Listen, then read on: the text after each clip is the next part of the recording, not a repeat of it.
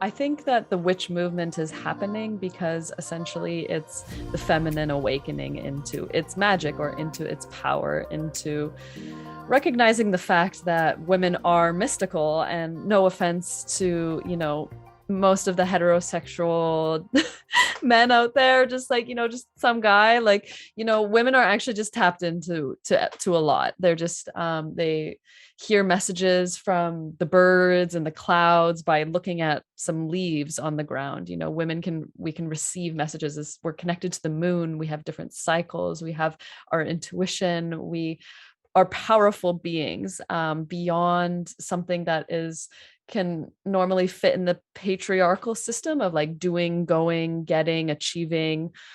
We actually have this yin energy, and if the masculine feminine thing doesn't fit with you, you can just use yin or yang. But just using it for simplicity purposes, is that essentially the feminine or the yin energy is receptive, and this receptivity allows us to listen to the unseen, the unknown, and something that is unique to the feminine. And when we tune in to this vibration, we realize that we're not only, the moon and the cycles, but we are the universe. And I think women are, tapping into that, because back in the day, the reason why the witch is so ostracized or seen as taboo is not an accident. It's actually very purposeful. So the patriarchy and the church in particular wanted women to not rise up in power. And so the witches back in the day were our healers, our doulas, our herbalists, our astrologers, our cooks, like pretty much anything to do with femininity was seen as witchy. And the more psychic or the more intuitive women got, the more they were seen as evil. And so that is actually planned so that the church could remain in power over people. So they purposefully created this, what I call the witch wound, or, trauma with women, because women, we used to thrive off of sisterhood and tribes. We used to meet in tents, for our periods, and we would do ceremonies around the moon, and we would support each other when we were pregnant. And when the witch trials began, they all of a sudden it was like, no, she's a witch, I'm not, like, save me, I don't want to be killed, I don't want to be ostracized from the community, I don't want to have that. So all of this was actually perfectly in alignment with what the patriarchy and the church was trying to do, consciously or not. That's what happened. So I believe that we still carry that. We still carry that DNA, that trauma inside our bodies, just as women.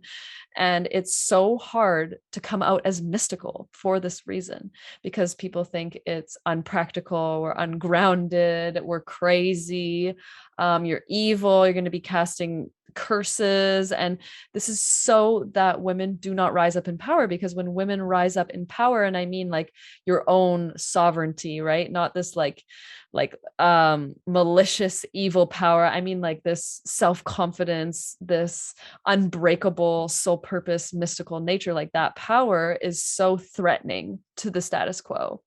So I think that now in history is really the safest time to come out as a witch or a mystical person. We're not going to get killed, we're not going to be ostracized by society to some degree.